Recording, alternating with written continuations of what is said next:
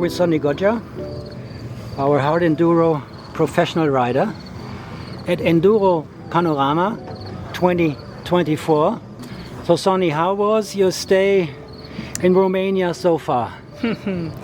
Today was very fun, lot of mud and slippery uphill and downhills, but very good day for me. I arrived first and I'm happy. I'm not super happy about some crashes, but it's okay, it's race and in this condition is normal. I need to try to push a little bit more also tomorrow, because the day one I had problem. I finished my benzene in the motorbike and I lose like 30 minutes. Okay. And then yesterday I was first and I cut a little bit my distance. I arrived more or less 15-17 minutes before the second riders. Today I tried to push. I don't know exactly the result, but I was first. And then tomorrow we'll see, it's the last day, and then I'm ready, we'll see. So how do you like the company with FP Factory Racing?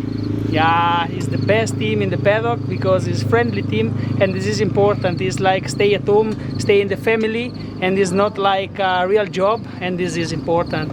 Stay with a smile every time, and it's perfect. Perfect, thank you. Good luck tomorrow. Thank you Sonny. very much. Bye-bye. See you.